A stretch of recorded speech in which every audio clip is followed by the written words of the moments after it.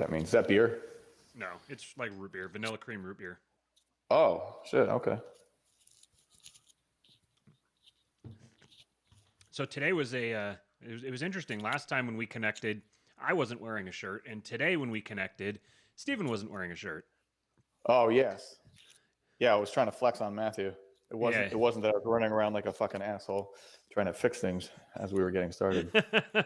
Well, as is tradition now, I said that we were going to start at 12:30, and it's 12:47.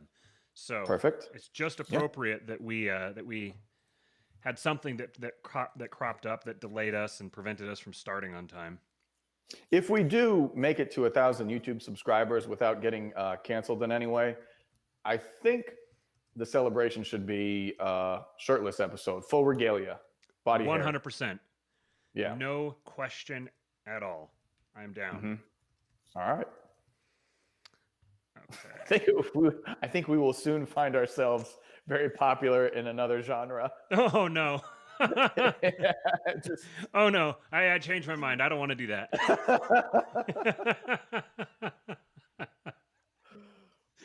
Oh boy. I mean, I don't know. There's probably a subset of that genre that would be like receptive to the message. You know what I mean? Just like, and like that really genre popular. does tend to have money too, so they're good people to grift. Mm-hmm. What genre are we talking about? Leave it in the comments. Amy, do we have to be shirtless too? Only if I'm down there. Not don't be shirtless without me. Interesting. Oh, nice. We just got a shout out from Anamnesis on Twitter. Hey, I know that guy. Yeah, I was just listening to one of his videos. God damn it, I just did the same thing. No, that's nice language for the beginning of the podcast. We're trying to filter people out. That's true. If you don't like that language, unsubscribe immediately. This is like everything that we do is all revolves around the idea of trying to drive away our audience. That's why we start late. It's the goal is to try to filter out the weak. Mm-hmm. Plus, I mean, we're pot committed to doing shirtless 1,000 subscriber show, so we don't want that to happen. It has to happen. Oh man. Oh boy, what have we gotten ourselves into?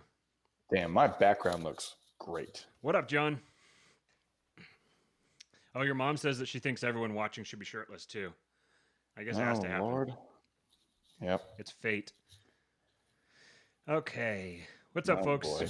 We usually kind of banter back and forth a little bit here and get people in before we get started. Sliding on in. And okay, there's the. Let me share this a place or two. I might share this a place or two. Why not? All right, there we go. Oh, I'll get back to Vin later. It's my buddy Vin Armani, but God. Just texting Vin Armani while you're throughout your day. Sort of two men of similar ilk exchanging ideas, you know. Oh, what do you think about this? Like, I don't know, Vin. I'll tell you later. Amy says that you're grifting the Mecca crew today. Oh, do you like my Muslim Denzel Washington from Training Day look that I got going on? Okay. Watch how quickly it changes when the no, you know, and then it's like, oh, it's not what I thought it was. Maybe suddenly something else.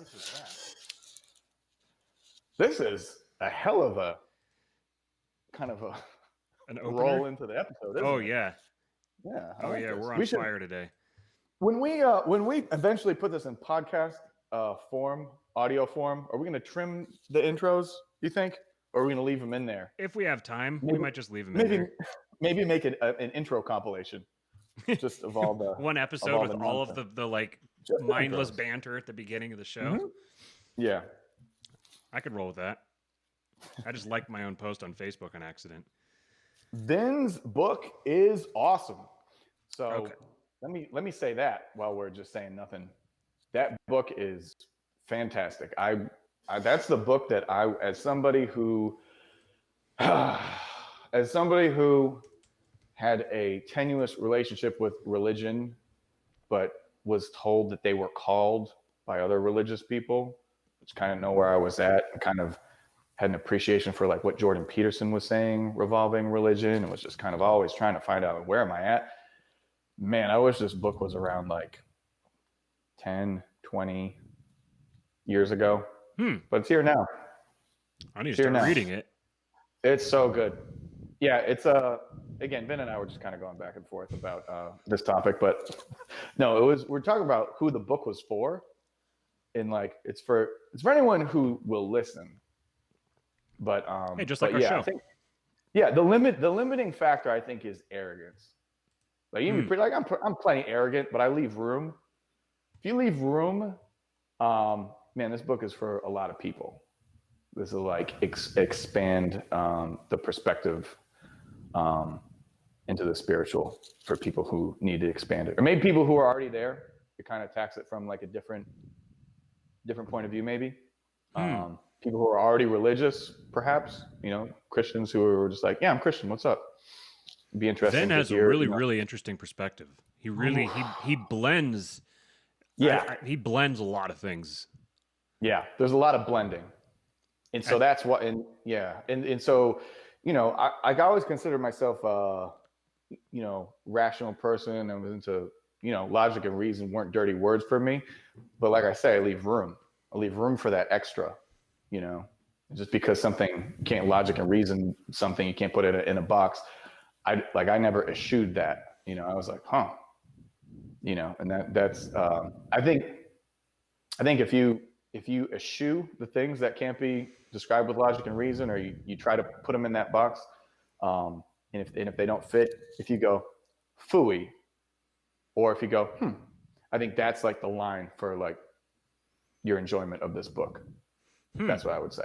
Yeah, can't wait to talk about it with him. When is he releasing it? I think it's out now. I think you can order on Amazon. I Googled it and I found it on Amazon. But then when I searched it later, and like the link was buried, so I don't know if there's any funny business going on, but I did post it on my timeline. I'll post it in the comments right here. What's the title of it? It is, good question. Render unto Caesar. Oh, that's right. That's right. Yeah. Mm-hmm. Oh yeah. When you told me that, I was like, oh, I know exactly where he's going, or at least I think I do. Yeah. Was I right? That. I mean, in a Vin way, he's all Vin about it. But so I'm on. Yeah, I mean, I'm only 50 odd pages in because I only really had a day with it so far. But yeah, it's a quick one. I think it's only 150 pages, so I'm gonna try to finish it in the next couple of days. But okay, sounds good. Yeah, I know that. I'm looking forward to reading it. Yeah. It's interesting what you're talking about reason and people who are trying to explain everything using reason and logic. And logic. That's a very Western thing. That's a very much an Enlightenment thing. And here at King Pilled, if you listen for long enough, you'll gather that in a lot of ways we're really not fans of the Enlightenment. I think that it generated some positive developments, but it was ultimately the product of far more, I guess, a malevolent impulse that was kind of masquerading itself as humanitarian or benevolent, and that's actually, it kind of segues into what I wanted to talk about on this episode here today. Titled it "Democracy." That. What's that? Imagine that. My friend Matthew can find a segue out of damn near anything. Oh man, I need to get a segue. That'd be fun. Hey, going down the street on the Segway, pushing the kid in the stroller with the dog. Oh, by the way, shout out to my son Eastwood. He's popping his first tooth today, and R.I.P. to my poor wife. Tooth. Yeah. Okay. Tooth. Yeah. Tooth. Yeah. I wasn't sure where you're going with that. Like, attaboy. Like, man, that's some masculine genes you got, my friend. Oh, that happened a long time ago. Little man, he's going to be a powerful young fellow. To the libertarians watching, don't sweat it, young fellas. You have time. It can happen to you. It can happen to you too. So title of today's show: Democracy is an Adaptive Fiction. Why Libertarians Always Lose. And the part of this that the first part of it, democracy is an adaptive fiction. That's just explicitly the title of a piece by Mencius Moldbug that we're going to basically do a read through of today.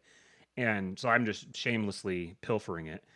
But he this basically all these ideas that we're talking about today and just kind of in general, very few of these are original ideas. A lot of it is stuff that we're just repackaging.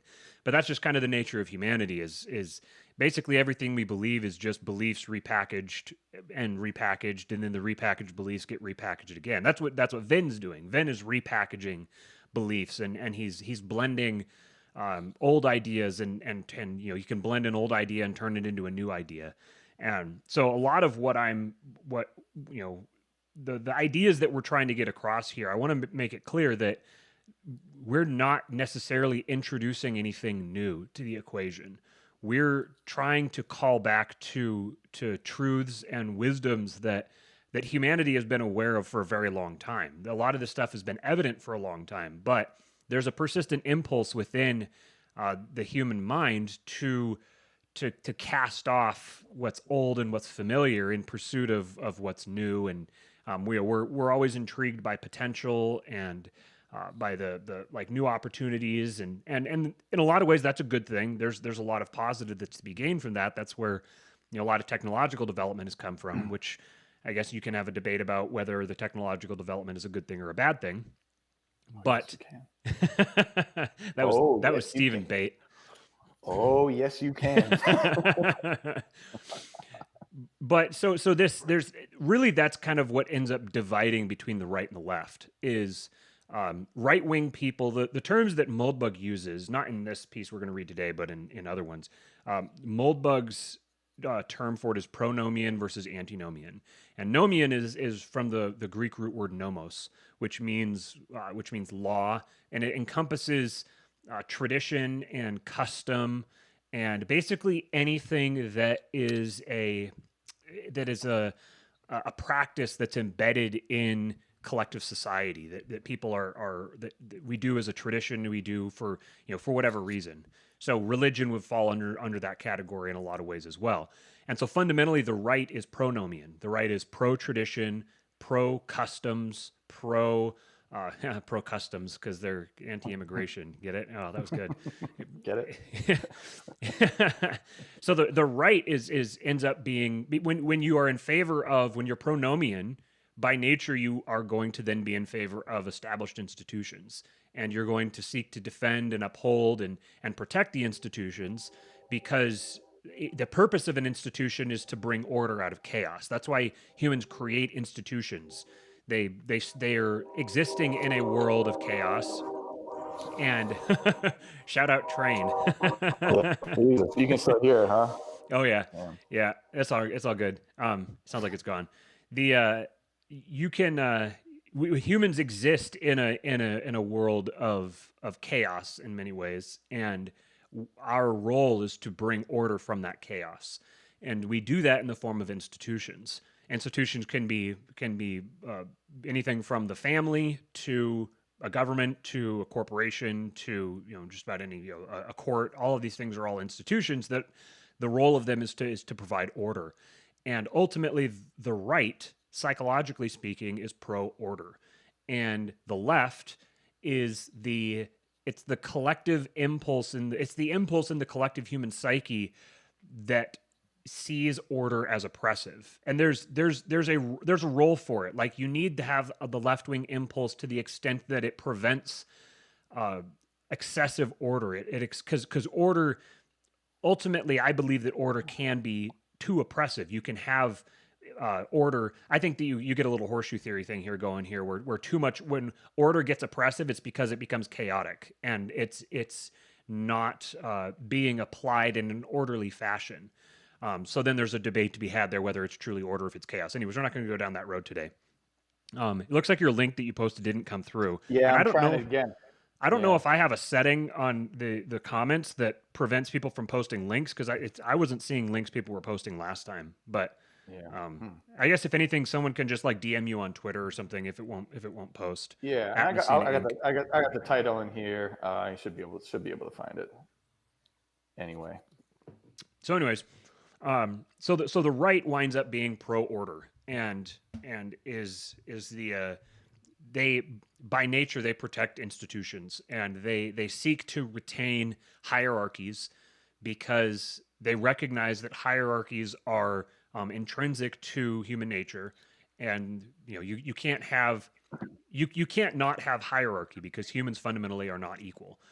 So the left is it serves a valuable purpose in the sense that it's on the lookout for tyranny and for oppressive order. It's if the right is too strict. But this is an area that I need to do some more thinking on, because I'm becoming inclined to the belief that the left is wholly unnecessary and evil altogether by nature, and that you don't need any of it. And I think that I'll have an explanation for that, but I need to ponder through it a little bit longer, just to kind of troubleshoot it, see if there's any bugs in that idea. Yeah. Before you go out there and say that the left is wholly unnecessary and pure evil, yeah. I feel you, because I'm right there with you. I'm in that van, Fozzie Bear, next to your Kermit, my friend. Yeah. Yeah. Maybe that needs to be in our logo. Maybe it needs to be like the van with the two like yes Chad faces in the van. Our logo could be a GIF. A GIF. Ooh. Yes, it could be a GIF. A GIF, yeah. Yeah. Yep. I'm just gonna say it a couple like GIF. We pronounce it GIF in these places. Mm-hmm. If you don't pronounce it GIF, then you don't belong here. We don't want you here. Get the fuck out of here. Exactly. Yeah. Looking at you, Wyman R. Taylor Bear. Yeah.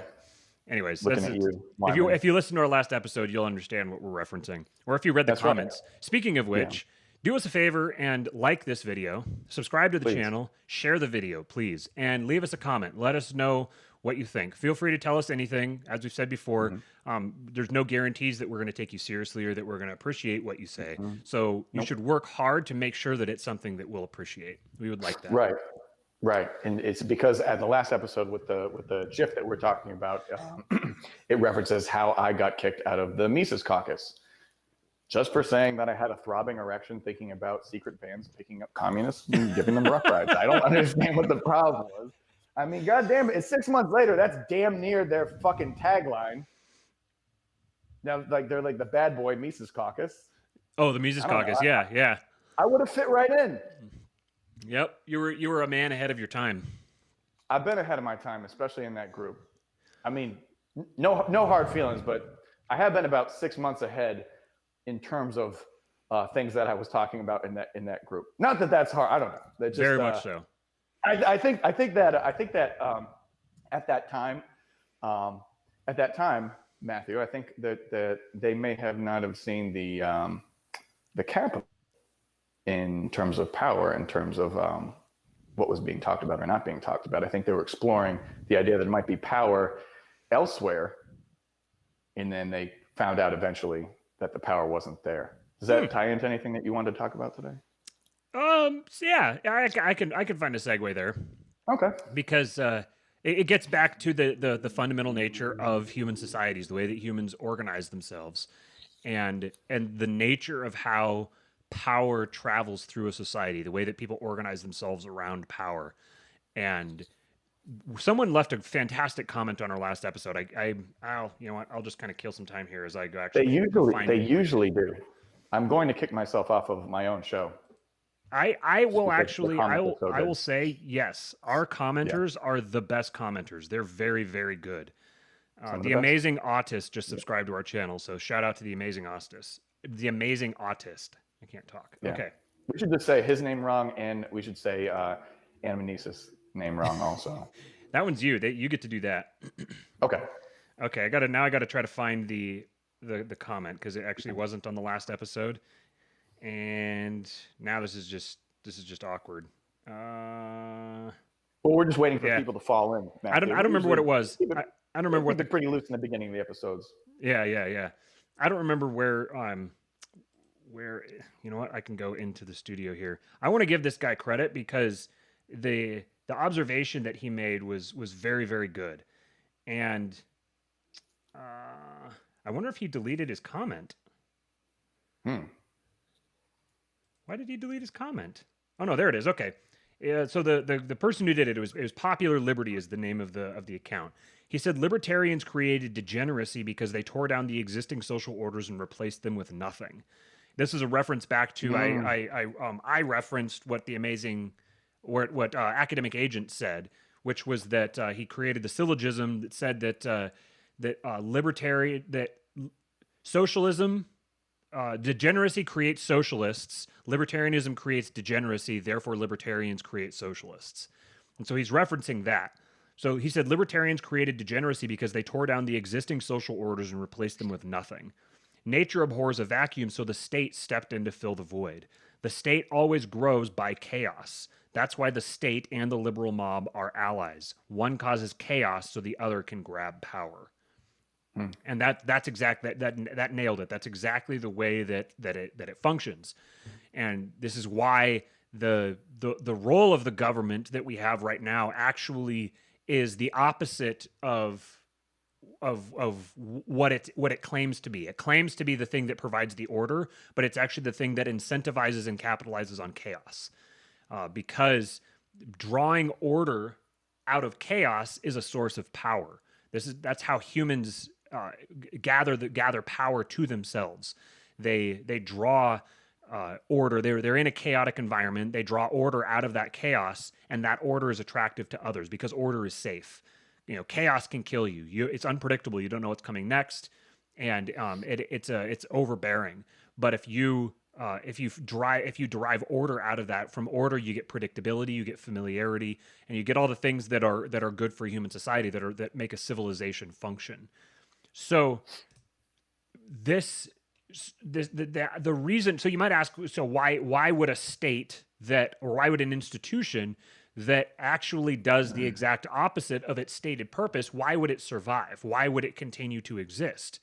If it claims that it's doing one thing and that's supposed to be good, and it's doing the opposite thing that's clearly bad, it's clearly evil, through what means does it retain its status?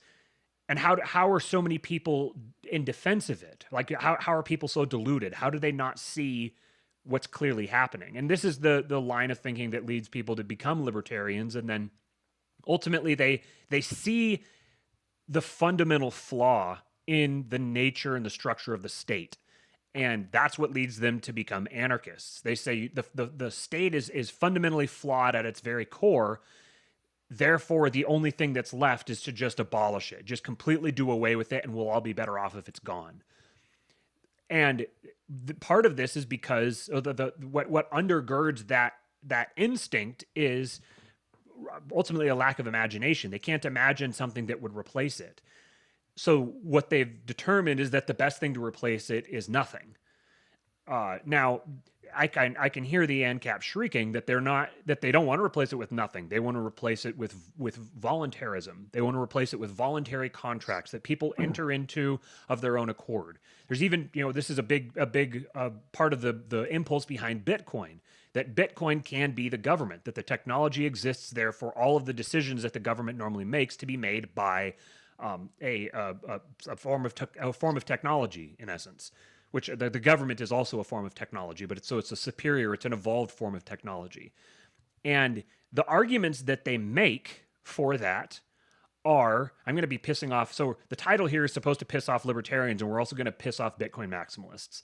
The arguments that they make are sound within a particular realm. The arguments that they make are based upon the technology itself, the actual mechanism of the technology, the functioning of the currency, the cryptocurrency, and the functioning of the blockchain and all that. It's all over my head. I don't understand all of that. I'll readily admit that. What I do understand is how humans operate, how humans function. And if this system is supposed to serve humans and serve the role that a government serves, then it needs to satisfy incentives. It needs to satisfy the incentives of the rich and powerful. And I don't see how it does that. It doesn't do that. It's the question isn't a matter of how does the How does the mechanism of the technology work, and does that work to satisfy all our needs? Like theoretically, yeah, it works. Like theoretically, you can build a society around private contractors, insurance contractors, like Bob Murphy has talked about in Chaos Theory. You can build a neighborhood around an HOA that does this and that, and it provides security services for the area, and you could build that up. But the way that libertarians have conceived of it belies a complete misunderstanding of the nature of human organization, the nature of the way that humans socialize themselves and surround themselves and build up groups. And the fact that those groups always, this is the iron law of oligarchy, the groups always wind up with the majority following the minority. A powerful cabal, in essence, governs every human society. So why is this? What causes that? That's what we want to uncover throughout the course of doing these episodes in this podcast. So the thing that I wanted to talk about today is what's called political formulas, which is a term that comes from a Italian political theorist named Gaetano Mosca, Gaetano, and then Mosca is Mosca. I would encourage you to look him up. Look him up and read all of this for yourself. Where I first heard about him was in the same book that you hear me talk about all the time, The Machiavellians by James Burnham. That's where Burnham discusses the Machiavellians, which he is the name that he's given a group of thinkers who didn't. Some of them coexisted. Some of them were existed like contemporaries of each other, and actually kind of traded ideas. But in a large part, they kind of were separate thinkers. They thought about these things, but they just all saw the world in the same way, and they put together a set of ideas based upon that, which is what would be called Machiavellianism. And one of my goals is to rehabilitate the term Machiavellianism. People have negative connotations with it because it's Machiavellian thinking is ripe for abuse. It can be used negatively, and it has been used negatively, but it's not intrinsically negative. It's what it is it's looking at political science realistically. In essence, it's treating politics from a scientific perspective. We think about politics and religion both. We think about these things in very we abstract things, and we get really moralizing about them, and we inject a lot of our feelings into it, rather than kind of dispassionately just trying to analyze it the way that we would an ant colony or a beehive. And what these guys did, what the Machiavellians did, is they analyzed the movement of humans within a society and the tendencies. They studied history. They're basically, this is all it is. It's just a study of history, and looking at the way that history cycles through different epochs. And the same dynamics keep raising their heads, and keep the same thing keeps happening. So they observed this and turned it into a corpus of ideas, basically, that Moldbug has really built on, and other people have as well. And so that's our goal, is to dig into those ideas. So the title that I put on the show today, Democracy is an Adaptive Fiction, is the title of this Moldbug piece that we're reading. And he wrote this July 25 of 2007. And it's pretty long. I wish I could just sit here and just read the whole thing because it's that good, but I won't necessarily do that to you guys. I'll just kind of try to skip some stuff that doesn't seem quite as relevant. But I would encourage you to go look it up. Just Democracy is an Adaptive Fiction on his blog, Unqualified Reservations. I would encourage you to just go read it for yourself and kind of play around with these ideas in your own head. Before I do that, let me just make sure, let me check the comments and see if anybody's been saying anything. Do you have anything you wanted to add before I get started on that, Stephen? I think that, and I haven't thought this all the way through, but I mean, I think libertarians are riding on the coattails of Judeo-Christian values to even be able to conceive of the society that they're talking about. They're taking so much for granted. And religion's done a lot of that heavy lifting. Right. And then like the commenter said, the libertarian view of the world creates a vacuum, and that vacuum has to be filled by something. It will always be filled by something, because humans are fundamentally religious creatures. we're creatures who are led by our mythologies, and that's what a political formula is, in essence, is a mythology. So here's the piece here. I'll just kind of skip. He kind of has a little pithy intro. I'll skip that. I'll go down here. He loves a pithy intro. Yeah, he's a pretty witty writer, but he makes a lot of obscure references. He's a total nerd. He's like a complete geek. But he's incredibly well read. And one thing that he does is, if you've never read him, he likes to make allusions to something. And the phrase that he types that's making the allusion is a link to another idea, another piece or a video or movie or whatever like that. And so as you're reading through it, you're not just reading what he's saying, but you're also seeing he's making an allusion to this. So you have to go click that and you have to read the other thing or watch the other thing, and then you understand what he's doing. So I'll do my best to kind of flesh those out as I go through here. So he said, today I thought it'd be fun to talk about democracy. Unless you are 107 years old and a veteran of the Austrian Landwehr, you probably associate democracy with peace, freedom, progress, and prosperity. Since I associate democracy with war, tyranny, destruction, and poverty, we certainly have something to talk about. My guess is that the conventional view of democracy, which I of course grew up with, is what we can call an adaptive fiction. An adaptive fiction is a misperception of reality that, unlike most such misperceptions, manages to outcompete the truth. This whole idea of mind viruses that I don't remember if it was in last episode or the one before that. We discussed like mind viruses, and the mind viruses that persist are the ones that are adaptive, that spur the holders of the ideas to do things that further their own self-interest, their own well-being. This is how ideas can populate and spread themselves. A mind virus that encourages its holders to kill themselves, for example, isn't going to be adaptive. It's not going to spread. So you want a mind virus. If you want to ensure the adaptation and survival of the human species, then you want to populate as many people's minds as possible with a mind virus that is adaptive, that encourages people to do things that advances their own self-interests. And so that's what you could call a religion. So in this case, an adaptive fiction is a misperception of reality. So he's presuming a more or less objective reality, but there's a subjective reality that misperceives, that departs from objective reality. But for whatever reason, it happens to be adaptive enough that it sustains itself even more than the actual adherent to the real reality. Of course, here there would be a question of a timeline, like how over what period of time?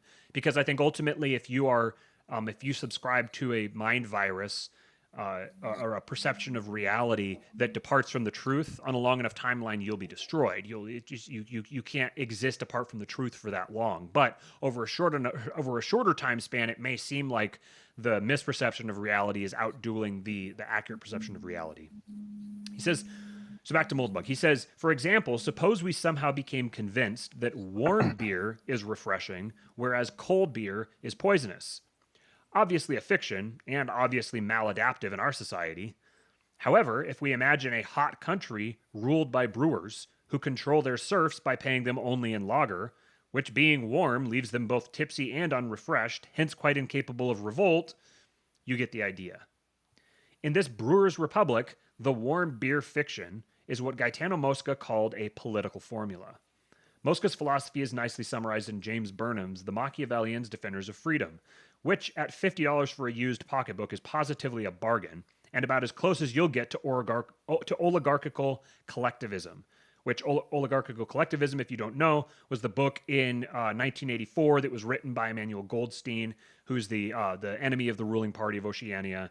And it was basically the book that it was the ultimate collection of heresies that the ruling class existed to oppose. So that's what Moldbug is doing here is he's comparing the Machiavellians to that. That's how significant and insightful of a book it is. Back to Moldbug. A political formula is a belief that makes the ruled accept their rulers. There's your definition. A belief that makes the ruled accept their rulers. Since the former, the ruled, tend to outnumber the latter, the rulers, a political formula is, if not absolutely essential, an excellent way to cut down on your security costs. A political formula is adaptive because the rulers have, obviously, both motive and opportunity to promote it. The best example of a political formula is divine right monarchy, simply because this formula is defunct. Hardly anyone these days believes in the divine right of kings. Since at one time most everyone did, we have incontrovertible proof that adaptive fictions can exist in human societies. Either divine right monarchy is a fiction and people then were systematically deluded, or kings do rule by the grace of God and people now are systematically deluded. Or, of course, both, because Moska's second example of a political formula is democracy. So just to go back to that again, basically, obviously, once upon a time, everyone believed in the divine right of kings, and now nobody believes in the divine right of kings effectively. And almost. Yeah. Maybe somebody. Maybe somebody. But because that once was the case, but now is not the case, that's evidence that this was either we were governed then by an adaptive fiction, or we're governed now by an adaptive fiction, because either it's true or it's not true. And if it's true, then they were right before and we're all deluded now, which means we're being governed by something that departs by a perception of reality that departs from actual reality. Or it's not true and they were deluded back then. And then the question would be now, are we more or less deluded? We continue, democracy. In UR terms, UR being unqualified reservations, the name of his blog, democracy is a core tenet of universalism. Universalism is his term for effectively American popular culture, the ideology of the empire. And it's not something that's reserved just to this empire. There's a chain that you can follow through that connects the ideologies of, like the Jacobins, the communists, like people all throughout history that and all the way to now. There's a thread that all these people had the same mind virus, and he's termed it universalism. So if you want to know more about that, he links here another piece that he'd written a week before that says Universalism, Post-War Progressivism as a Christian Sect. That's another major red pill.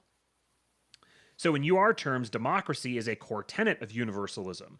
It's really not possible to be a universalist and not believe in democracy. It's like being a Catholic and thinking the Virgin Mary was just some chick. Universalism is the faith of the Brahmins, the intellectual caste whose global dominance has been unchallenged, arguably since World War II, and certainly since the end of the Cold War. Since an intellectual is defined by his or her ability to influence the opinions of others, it's not hard to see why democracy is such an effective political formula. Democracy means that popular opinion controls the state. Intellectuals guide popular opinion, ergo, intellectuals guide the state. And that's a pretty concise definition of the cathedral, that intellectuals guide the state. The cathedral is the belief system of the intellectuals. Where does that belief system come from? It comes from academia. How did it get there? That's where you got to read history. But you can't read the approved history, because the approved history is the history believed in and promoted by the intellectuals. So obviously that history is going to tell you that those intellectuals are supposed to be there, that it's a very good thing that they're there, that they have a divine right to be where they are. But you can read the Progressive Era by Murray Rothbard and find out how the intellectuals got in there. There you go. Kind of desperate for a status, and all that. Yeah, that's a good tie-in, actually. That's very good. Yeah, and you can find even more where they came from, like what was their intellectual or ideological background. And as you start doing that, as you dig into that, you start uncovering some really interesting things as you trace it back. I'm reading just a fascinating book right now called Dominion by Tom Holland, and one thing I've wanted for a long time, being born and raised a Christian and growing up in the church and studying doctrine and theology my entire life, one thing I've really wanted to read is a quote unquote objective, depiction or research into Christianity by someone who just describes it as a phenomenon without advocating for or against it. To try to get that kind of, it's like a new perspective on it that I've never heard, because basically everyone is either, when they talk about Christianity, they're either advocating for it or they're saying it's the worst thing ever and we need to get away from it, which is actually a product of the political formula that we're governed by. It kind of gives away the plot a little bit about the nature of universalism and the religious cult that governs us today, that it exists as a subset of Christianity, because it's either people or it's the only position you can occupy is either explicitly for it or explicitly against it. It's very difficult to find somebody who just talks about it and just describes it the way that you might describe like the nature of shipping tariffs or something like that, where you just kind of just explain what it is. So yeah, that's another thing that I'd strongly recommend. We're giving you all the reading material today. All of it. So read literally everything on unqualified Yep. reservations, then read The Progressive Era by Murray Rothbard, then read Dominion by Tom Holland, then read The Machiavellians and Everything Defenders else. of Freedom by James Burnham. All of this by Monday at 12:30 when we go live again. That's your guys' Right. homework. Yep. Okay, so democracy is a political formula. Democracy means that popular opinion controls the state. Intellectuals guide popular opinion. Ergo, intellectuals guide the state. Oh, that's another thing you need to read is Edward Bernays' Propaganda. As Walter Lippmann pointed out 75 years ago, and pointed out is a link to Gutenberg.org, Public Opinion by Walter Lippmann.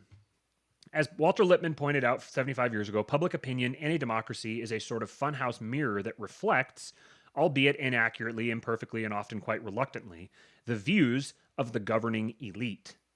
To be fair, it also has a certain filtering effect which discourages some of the nuttiest intellectual fads, if only because they can be positively incomprehensible to anyone who hasn't been to Harvard.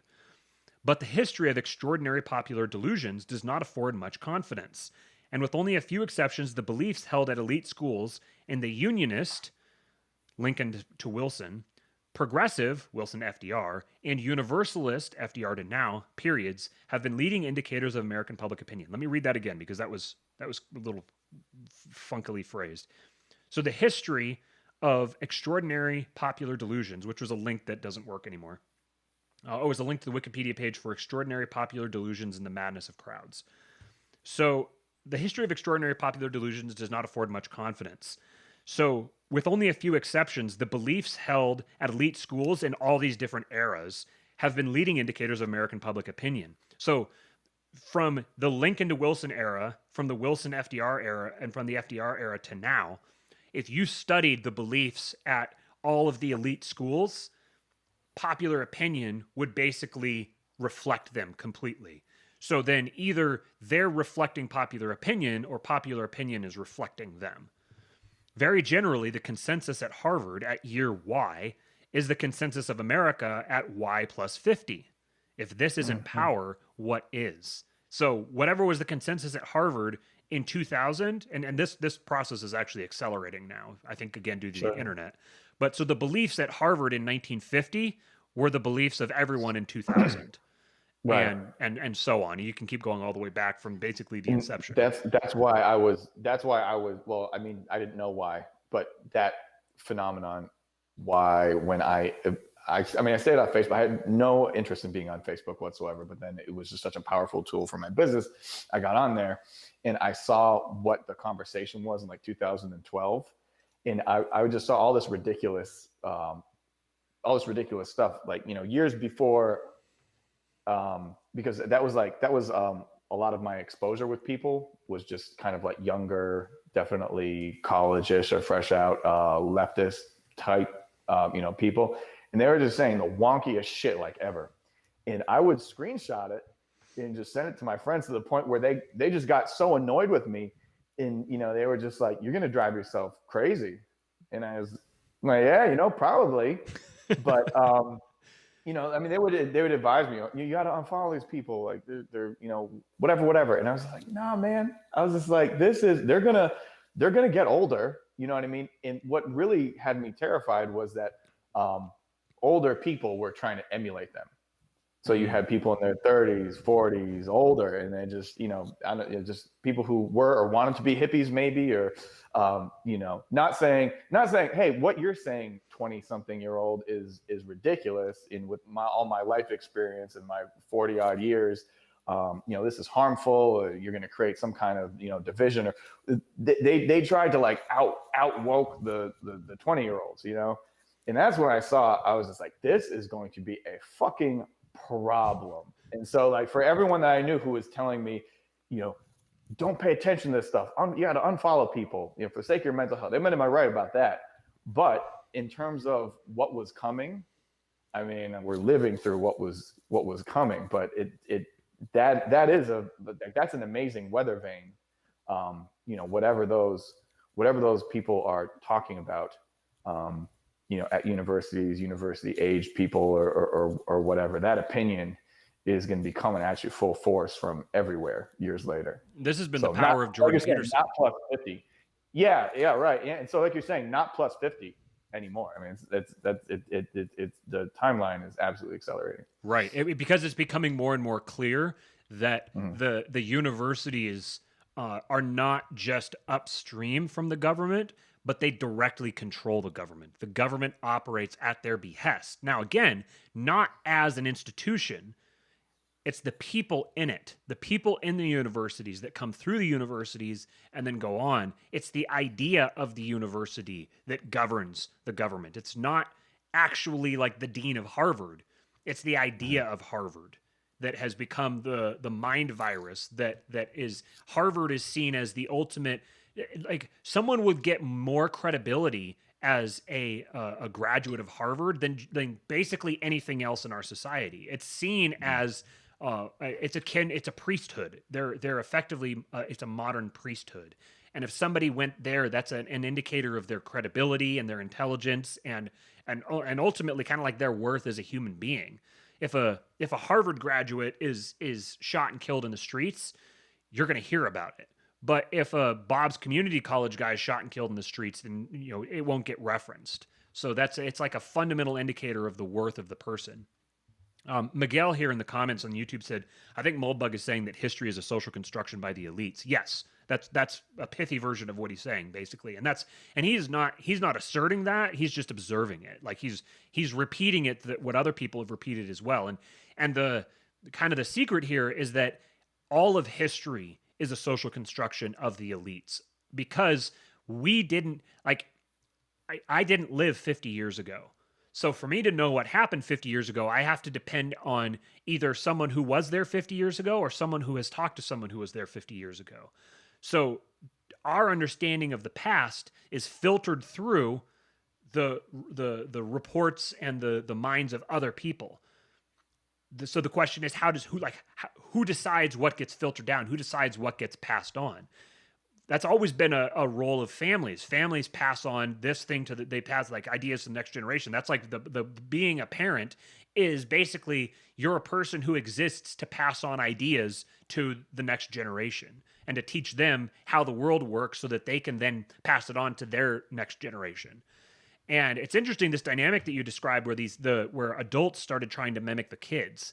And everything that humans do is they're pursuing status. They're attempting to get status.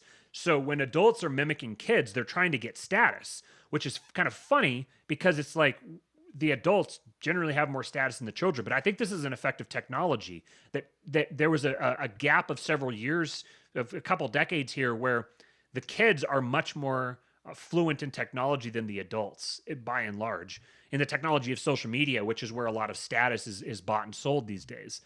And so because they knew how to work the most powerful tool better than the adults did, the adults kind of implicitly recognized or subliminally recognized that that social media was a tool for gaining status, and status is what gives you power, and that's what helps you make the world into whatever world you want to see.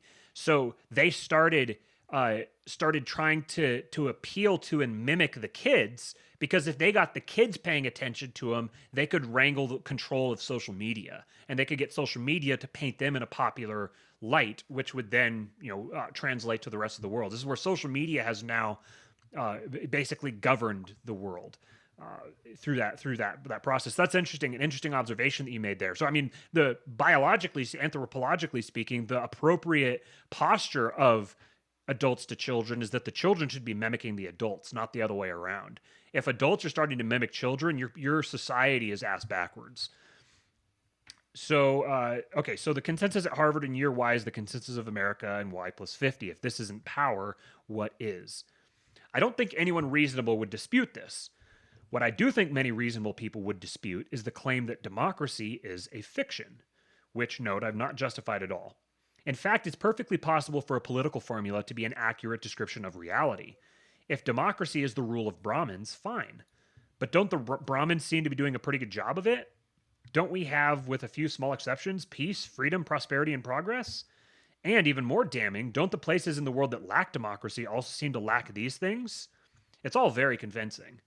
But you see, a political formula has to be convincing. We're not talking about something some asshole came up with on his lunch break here. We're looking at the result of 200 plus years of adaptive evolution. We shouldn't expect a sordid little lie. We should expect a spectacular masterpiece of incredible mendacity. If it is, in fact, an adaptive fiction, and it certainly seems prudent to start by assuming the worst, democracy has fooled pretty much all of the people pretty much all the time, at least for most of the 20th century. So I could point out that the Austro-Hungarian Empire had plenty of peace, freedom, prosperity, and progress, and hardly any democracy. Or that the same can be said of Dubai, Hong Kong, and even in many ways Singapore. Or that the founders who created the American Republic, for the most part, feared and despised mob rule. Or that the Civil War more than justified these fears. Or that the so-called democracies of the progressive and universalist eras, especially colonial confections such as the EU, combine a homeopathic dose of democracy with an allopathic dose of the Hegelian civil service state, whose functionaries are intentionally unaccountable to the people, and whose jobs would change not at all if elective offices suddenly became familial, as in fact they may be in the early stages of doing. That was a mouthful. So, he's saying that he can point out all these different things. The Austro-Hungarian Empire had plenty of peace, freedom, prosperity, and progress, even without democracy, because there's this kind of latent assumption that democracy is inextricable from peace, freedom, prosperity, and progress, and the other way around. That the two are these are basically all synonyms for each other. That's kind of embedded in our psyche. But the Austro-Hungarian Empire is an example of something that had peace, freedom, prosperity, and progress with basically no democracy. Same with Dubai, Hong Kong, and Singapore. He could also point out that it was the American founders, for the most part, feared and despised mob rule. So they were openly against democracy, in effect. And then the so-called democracies of the progressive and universalist eras, which again, progressive and universalist. Progressive would be Wilson to FDR. Universalist would be FDR to the present. So these last few eras combine a homeopathic dose of democracy with an allopathic dose of the Hegelian civil service state. So it's basically these last few eras have been just completely taken over by democracy, and in spite of all of that, the institutions are intentionally unaccountable to the people, and these people's jobs wouldn't change at all if the positions they're elected to suddenly started going to relatives. So we kind of returned to the familial system of government of times in the past and of other countries now, where fathers are kings and their sons become king after them, et cetera, et cetera. Which is a process that's starting to actually begin. You're seeing like the Bushes and the Clintons and the Obamas, where you're starting to see this idea of like families are now going to be, even the Trumps, where the father goes into politics, and so then the children are starting to follow him. And it's almost like if this keeps rearing its head, it's almost like there's something to that idea that there has to be some sort of a validity to it, because humans are naturally instinctively going toward that. There was that impulse that was happening in 2014-ish, 15-ish, I think. Also, you heard people talking about this idea that we're just going to be going back and forth between a Bush and a Clinton for the rest of eternity. And so Trump, like, immediately kind of interrupted that conversation. But that was something that you were hearing not just in like little niche like political circles. Like that was, and I remember there was an article that came out a good bit before that. That was, and I don't remember who it was. It was way before I was kind of back into paying. It was in that era of I don't give a fuck for me politically, which I'm slowly heading back to, oddly enough. But like there was an article that came out, and it was saying that the U.S. really isn't a democracy. It's more of a corporate oligarchy or something like that. And it was like it might have been like Newsweek or USA Today or something along those lines, but that was out there too.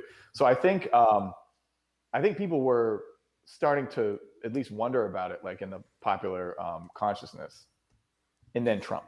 And then Trump, and then Yeah. it's now like the first instinct of the vast majority of the Trumpian hoi polloi. They're all like, well, we need to have Ivanka, we need to have Don Jr., like Yeah. eventually Barron. Like this is just embedded in people's minds, and I'm sure part of it is because like I can understand the argument that might say that this isn't necessarily something that's intrinsically human. It's just that it existed. It was a system that existed for so long before that our minds naturally think of it again. Yeah. But the way I like to think about these things is to imagine a tribe of goat herders or something like that.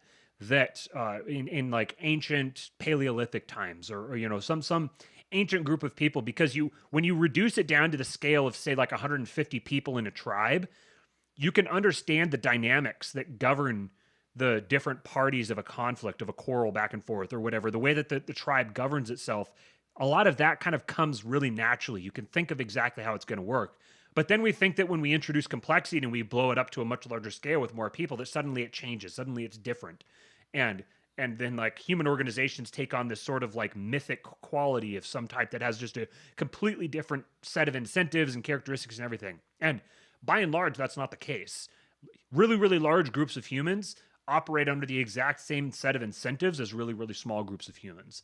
So there's in a tribe of goat herders, like I said, there would be one like the most powerful man would assert himself as the ruler, and all the other and like weak people who couldn't protect themselves would offer something to him in return for his protection.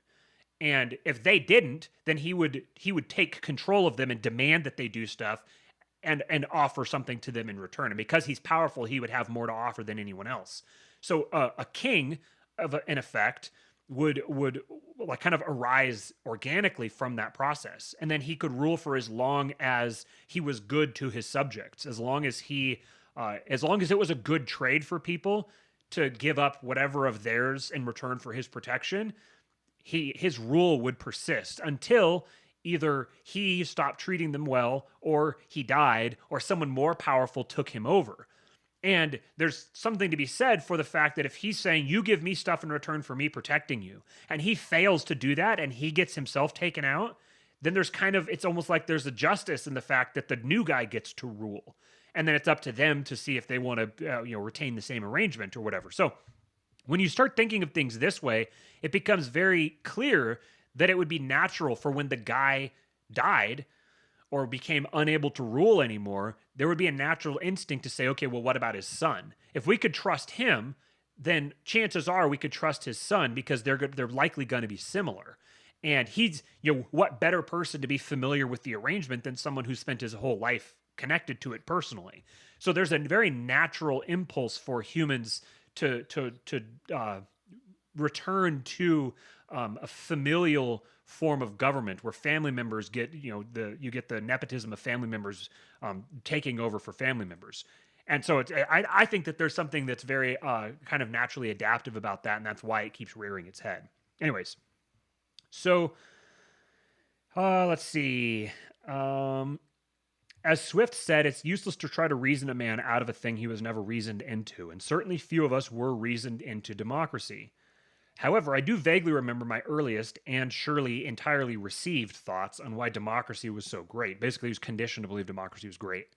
And perhaps it's worthwhile trying to unravel the string from that beginning. As I recall, I thought democracy was great because America was obviously democratic and free. It was opposed to the Soviet system, which was non-democratic and non-free. And both had fought a war against the Nazis, who were non-democratic and evil. It was pretty clear to me, as it still is, that the parties running these non-democratic states were simply mafias. So we have the association again. Democracy equals free and prosperous. Non-democracy equals tyrannous and poor. Case closed, it would seem. Unfortunately, correlation does not imply causation, and there's another causal explanation of this correlation that makes at least as much sense. In the standard view, democracy is like the cure for a disease. This disease might simply be described as primitiveness. The primitive way of government is tyrannous and frankly bestial. going back to the chimpanzees with their chief chimps and chimp wars. Democracy cures this disease and allows us to have HD TVs and iPhones. Those who don't take the democracy pill are stuck in chimp world and have to live under chimp government fishing for ants with sticks. In the inverted view, you're never gonna accuse Moldbug of not being creative in his writing. Right. In the inverted view, democracy is like a poison. The permanent contest for political power that democracy creates is an extreme case of a limited war in which no weapons at all are allowed and battle is resolved by counting heads. In other words, democracy is a permanent source of friction. Let me say that again. The permanent contest for political power that democracy creates is an extreme case of limited war. War and politics are on a continuum in which no weapons at all are allowed and battles resolved by counting heads. So it's a war that's fought without weapons, and you just assume when the two armies march up to each other, the army with the most people wins. So democracy is a permanent source of friction. Democracy says neither side should win. We should fight war forever. We should permanently be in a state of war. And every 4 years, we should show up. He goes into that. Let me continue. Did you have something you wanted to say? No, I was just when you said whoever has the most heads, and I was just going to add like an asterisk to that. You know, just leave a little room for that. If you we'll keep it with Yarvin. We'll fast forward a little bit to the underwater activities that occur in water polo. Not always who has the most heads necessarily. It's a little asterisk, a little update. This is from 2007, right? This is 2007, yeah.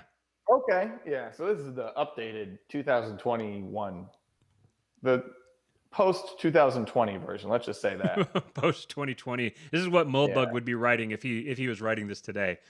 Yeah. Unfortunately, Moldbug doesn't write about anything anymore. All we have is no, that's not true. He's actually if you want to get his fresh hot and piping takes today, he has a Substack. It's Gray Mirror with an A. Yeah. graymirror.substack.com. Very, very worth the subscription. Yeah, and what Matthew and I have taken to doing is obviously we really appreciate the guy's intellect. It's been very influential and thought-provoking. But what we like to do is just kind of pretend that he's on the show and just envision just not letting him speak at all. Just talking over him and just generally being rude and obnoxious as possible and not letting him even come close to dominating the conversation. Because if you've ever listened to him, for anyone who hasn't, if you've ever listened to Curtis Yarvin on an interview, 2 questions max. Yes, 2 questions. You ask him a question and it'll take him 40 minutes to answer it, and those will be some of the most fascinating 40 minutes you've ever had. And he always kind of gets to the end and he's sort of like, okay, so I don't remember what the question was, but did that answer it? So the interviews for him are just an opportunity for him to riff, and he riffs soliloquy.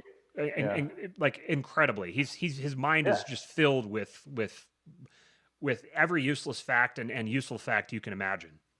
It's very open. His thought, you can see the way that he thinks, and even when he writes, that's like an edited format, right? Right. Like he still can't help but like go down the side road of the side road. He can't stop himself, and when he's talking, he'll stop and like qualify something and then another side, and then he'll qualify that and do another side, and then another one, and then another, and then maybe get back to what he was talking about. But yeah, it's just a super open personality type. Very. That's like on display anytime he talks. But it's really fun just to kind of run through the scenario in their head where we're talking with him. We just tell him to shut the fuck up. I love it. I don't know why I think it's so funny. Shut up, Curtis. Yeah. Anyway, back to Curtis. There's no guarantee that we won't do that. Those sort of those like cheap tricks that can sort of get you on the map. It would be hilarious to land just like guests that we really have no business talking to and just treat them like dog shit. Just keep doing it until we get a viral one. Right. And then just write them out. Just kidding. We could do that. We could I don't know how you do. I was gonna say we could just do it and like get him really frustrated, and then tell him that it was a gag, and then like do a serious interview, but it probably wouldn't be worth the risk. Well, you gotta imagine that like he's probably sick of people talking about how bright he is. You know, then he want to be called an idiot. He's an appreciator of irony. Yeah, it's like negging. You Yeah. know, I mean, it's like, you know, people make the mistake where they just like, they see a girl who's like, oh man, she's a 10. It's like, I don't think you know what a 10 is. You've probably never seen a 10, most of you. I saw the greatest tweet. It said that the ultimate nuclear neg on a girl is to go up to her and be like, wow, I love the confidence. Yeah, so that's the thing. If you're negging someone and like they get mad, you're negging the wrong. You need to neg like 11s. Yeah, you make a mistake if you try to neg a 7.5 or an 8. It's just like this is just out there. This is a little theorem here. 90% of the time when someone's talking and they call someone a 7, they really mean a 6. 7's 3 away from a 10. So let's slow down when it's like, oh yeah, it's a 7. There's no just brushing off a 7. A 7's 3 away from a 10. So the 7's kind of like, oh, she's a 7. Yeah, she's a 7. She's a 7. This is where the king pill diverges temporarily into the red pill. Right. And we're back. Okay, so continuing. In other words, democracy is a permanent source of friction. Only very stable, healthy, and homogeneous societies can withstand this poison. In those that can't, the cultural convention of limited warfare breaks down, and true civil war emerges, culminating in, of course, chimp government. So a free, prosperous, democratic society is like a person who's so strong and healthy, he can take a dose of arsenic every day, or at least every 4 years, and still survive, sort of. The free, prosperous democratic society might be remarkably unfree and unprosperous compared to an undemocratic society that never took the arsenic. But so few of the latter survived the last 2 centuries that we have no basis for comparison. Parenthetical thought. You can't really compare the US or France to Singapore or Dubai. Even the Central Powers of World War I were anything but free from democratic politics.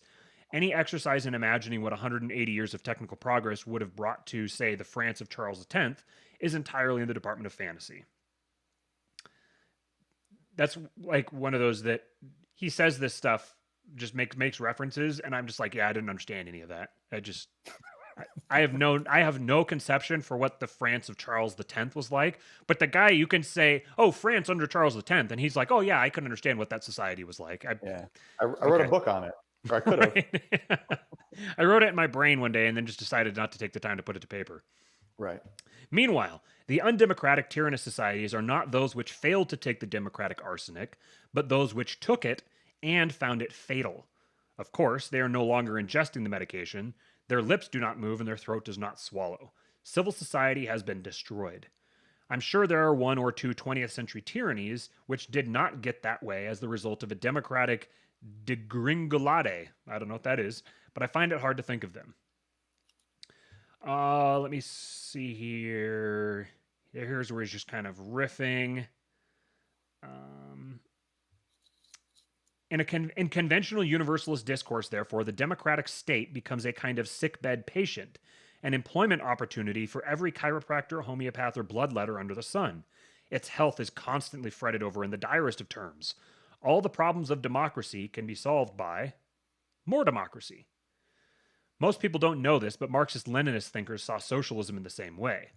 Socialism had this problem, it had that problem. Yes, it was true. The turnips were rotting in the fields and men were sent to Siberia for speaking their minds. But was this an occasion to discard all the achievements of socialism? Wouldn't that be curing acne with decapitation? Shouldn't we instead move forward to a kinder and more efficient socialism? The temptation to reform, rather than abandon the adaptive fiction, is omnipresent. That's what makes it so adaptive, because nobody wants to destroy it. They just want to make it better. Just needs this little tweak here, that little tweak there, and it'll be better. Another way a fiction that's really adaptive can't be perfect, because if it was perfect, nobody would want to fix it. But people want to fix it, so they keep tweaking it. They keep doing a little more and a little more and a little more and a little more. So the bugs in it are a feature.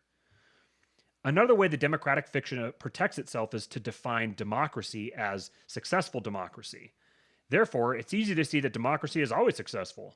For example, there was a democratic election in Iraq using one of the most democratic of democratic forms, proportional representation, specifically recommended by the UN. And there is now a democratic government. The government is incapable of enforcing the law or even administrating itself, however, so it cannot be true democracy.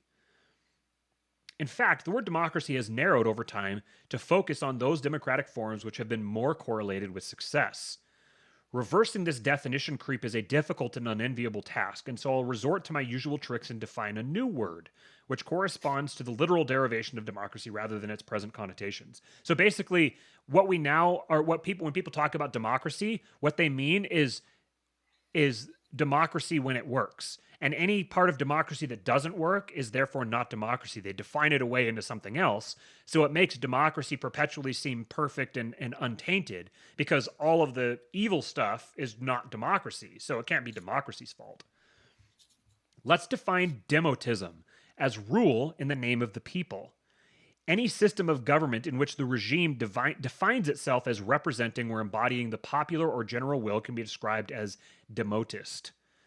Demotism includes all systems of government which trace their heritage to the French or American Revolution. If anything, it errs on the broad side.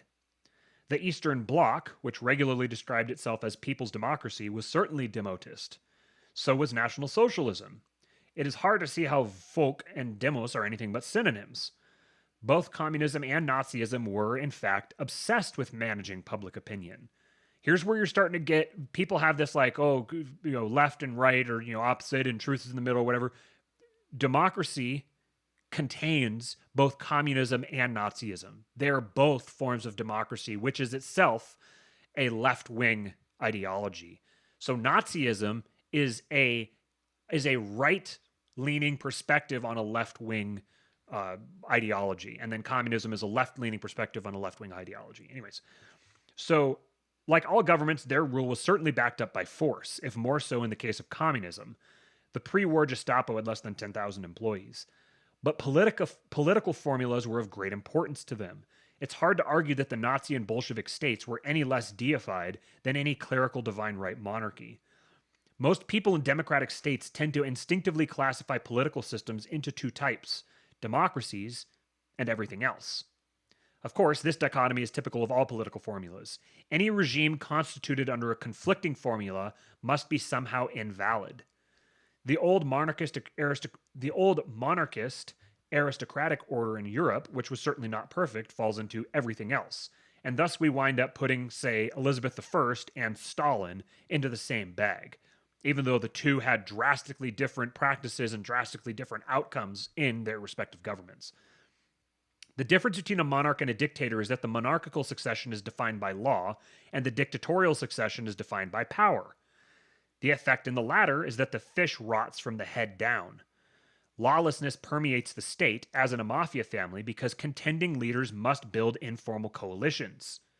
Since another name for monarchist is a legitimist, we can contrast the legitimist and demotist theories of government. Let me go, he's kind of wandering a little bit here. The royal family is a perpetual corporation. The kingdom is the property of this corporation, and the whole thing is a sort of real estate venture on a grand scale. Why does the family own the corporation and the corporation own the kingdom? Because it does. Property is historically arbitrary. That's a great observation, too. It goes with the subjective theory of value. Property is arbitrary. Property is based on power. The best way for monarchies of old Europe to modernize in my book would have been to transition the corporation from family ownership to shareholder ownership, eliminating the hereditary principle which causes so many problems for so many monarchies. However, the trouble with corporate monarchism is that it presents no obvious political formula. Because it does, cuts no ice with a mob of pitchfork-wielding peasants. And here we get to the second part of today's title: Why Libertarians Always Lose. Because libertarianism does not have a political formula. Because libertarianism posits itself as anti-politics, it says the way to win the war is to not fight the war. But in politics, if you're involved in politics, you can't not fight the war. Because by being in politics, you're fighting the war. So what you're doing is you're adopting the strategy that ensures that you lose. So the answer is either don't play the game, don't fight the war, stay out of politics, or get involved in politics and do what's necessary to win, which is another way of saying, if you're going to fight a war, fight to win. So the legitimist system went down another path, which led eventually to its destruction, the path of divine right monarchy. When everyone believes in God, because God says so, is a much more impressive formula. Let me say that again. When everyone believes in God, because God says so, is a much more impressive formula. So now the cathedral, this is my words, not Moldbug's. Now the cathedral, as Magoo here in the comments said, it's been reported that experts say the latest study shows, close quotes, cathedral message. The cathedral has killed God and replaced him with experts. Now we have a government of the experts. That's our political formula. When they say democracy, what they mean is what the experts say is right, what the experts say is good. And this is something I've tried to get through to people for a while now. People will say, when they talk about democracy, they'll say, they'll criticize, this is a libertarian thing, they'll criticize democracy. And they'll say, oh, well, actually democracy is bad. And, it's the majority rule, it's mob rule, blah, blah, blah, blah, blah. And, therefore you shouldn't like it because it's, you can't respect minorities if you're in favor of the majority, yada, yada, yada. And what they miss is that that's not the definition of democracy. The people who you're talking to have a different definition of democracy. Again, it's this what Moldbug said here. They've defined out every bad part of democracy. So what they've retained is the good stuff in their mind, which is that democracy is a government that serves the best interests of the people. When you try to argue with them about majority rules or whatever, you're wasting your time, because that's not their definition of democracy. That's not their operating definition of democracy. And this gets at a truth about politics that we were talking about this on Wealth, Power, and Influence yesterday with Jason Stapleton. Every time that a politician says, like, people are very familiar with the idea that politicians lie, that all politics is based on lies and politicians lie, nobody lies more than politicians, etc. So the question is, if they always lie, why do people believe them? Why do they sustain their position of power? If they always lie, why do people keep falling for it? And it's because there are two meanings to everything, every political statement. There is the ostensible meaning of the word, which is what people generally intend for it to mean, and then there's what it actually means. So, as an example, I don't remember exactly what the situation was, but there was something related to, it's like the cost of transistors or something like that. And an official from the government, one of the federal bureaucracies, said, we're looking at this very closely and we're going to step in and fill any gaps. If any gaps show up, we're going to step in and make sure that they're filled to ensure that, because to control prices or facilitate supply lines or whatever it was. I don't remember what it was. And people will hear that, they'll look at it, and the first thing they say is, well, the government can't fill those gaps. The government doesn't fill gaps, the government creates gaps, and the government doesn't improve efficiency, it makes things worse. And so they say, oh, he's lying, or he's wrong. He says he thinks the government can actually improve the efficiency. But that's not what he actually means. He's giving a justification for the government to get involved. And the reason for the government to get involved is because the government serves at the behest of wealthy, powerful people. And wealthy, powerful people have an interest in getting involved in this supply chain issue because they stand to benefit from it in some way. But he can't come out and say, my benefactors, my wealthy benefactors want me to get involved to try to screw over their competitors and help them consolidate this aspect of the market. Or they don't want me to get involved. He can't say, my benefactors want me to get involved to create an opportunity for regulatory capture so they can profit from it. You can't say that. And in large part, in our society that is so suspicious of power, our society is one where having power is evil. You can't have power and be good. If you have power, by definition, you're evil. You have privilege, and it's been demonized. So people can't come out and say we're doing this because we have the power to do it. Every single person, even the people who have the most power, have to pretend that they don't have any. Everything is passing the buck. The buck just constantly gets passed around. So when a government official says we're stepping in to do this because of yada, yada, yada, he's going to give some sort of a bullshit explanation. And it's going to have to sound good. It's going to have to seem like he's doing it in the best interest of the people and he's noble and beneficent and all these great reasons. But you have to read between the lines. You have to see the subtext. You have to recognize what he's actually doing. Even when, like, say, a Republican politician, he talks about the problem of big government and socialism, and you need to elect me so that I can go stop socialism. He's saying the reason you need to elect me is so I can go stop socialism. What he actually means is you need to elect me so that I have power to do what I want. I give money to my friends. Yeah. Exactly. And this demonization of power has been so effective that even the people who have it, even the people who are behaving transparently hypocritically, many of them don't even realize it. They've actually convinced themselves that they're doing this for the best interests of the people. They've convinced themselves that acting in service to national security, protecting national security, is what they're doing. That's their actual goal. So they'll say that we're going to go invade Iraq to protect our national security. Obviously, that's not the reason why they're invading Iraq. They may have convinced themselves that that's why they're doing it, but clearly they're motivated by something else. The problem is when people debate them on that, they take them at their word and argue with them based on their definition. They'll do it. This is throughout the right wing, throughout libertarians, conservatives, constitutional conservatives, throughout the whole liberty movement, not liberty lovers, liberty movement.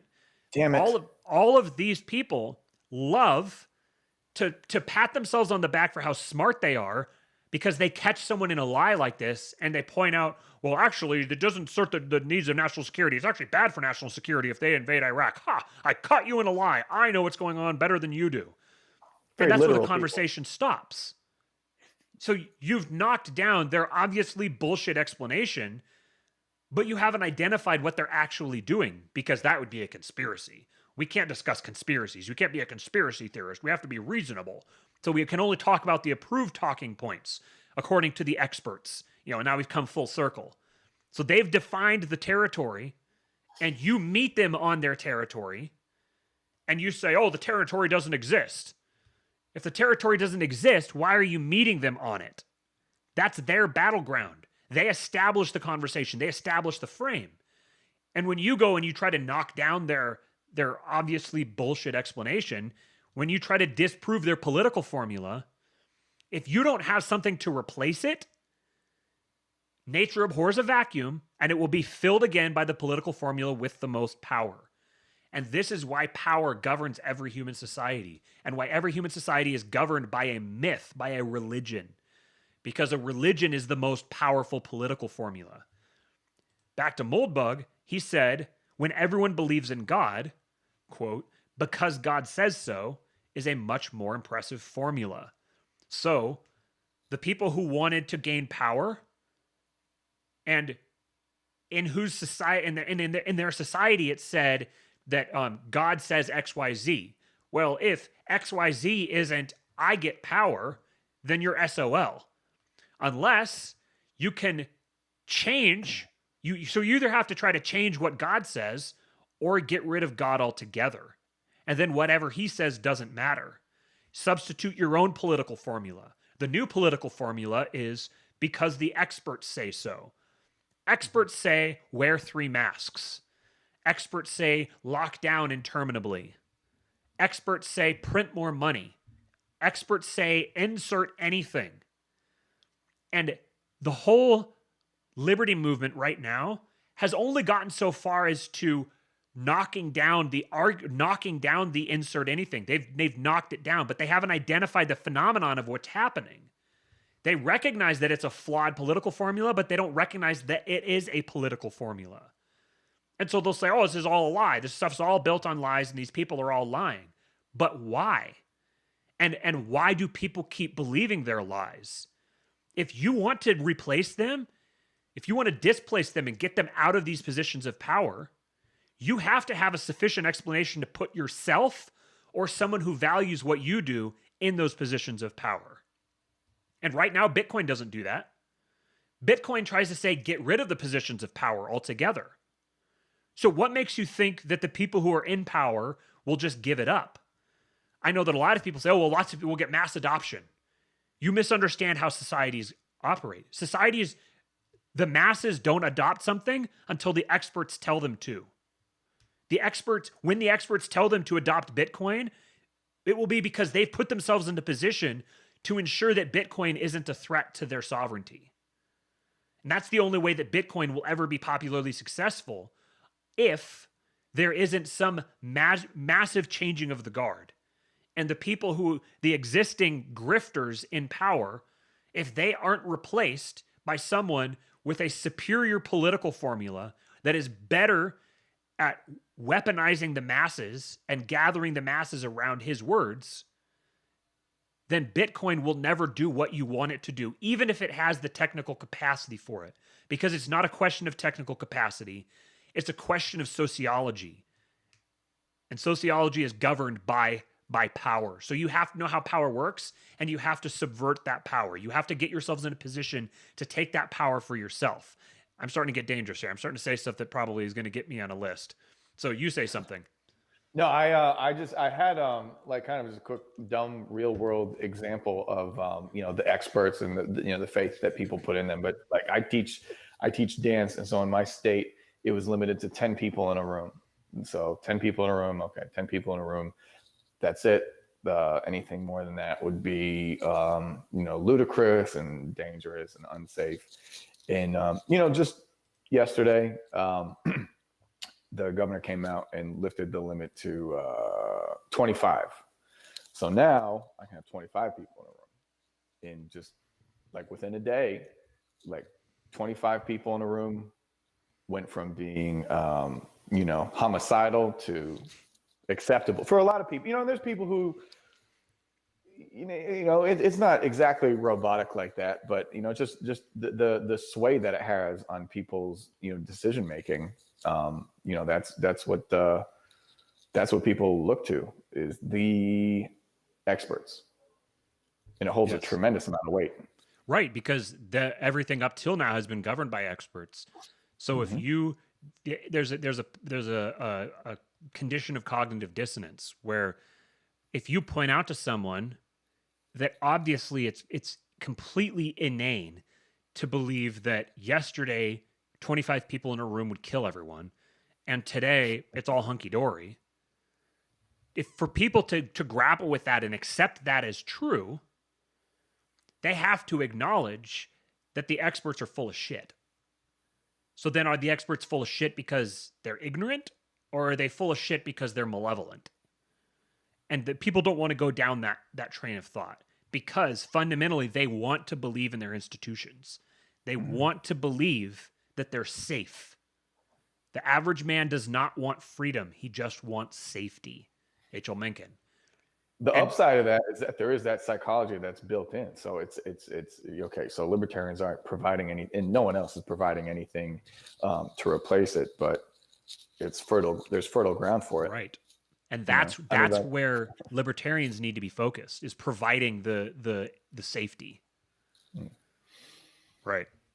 Yeah. That's not the personality type that whether they're right or not, because I think a lot of libertarians are mistaken with how well they would fare in.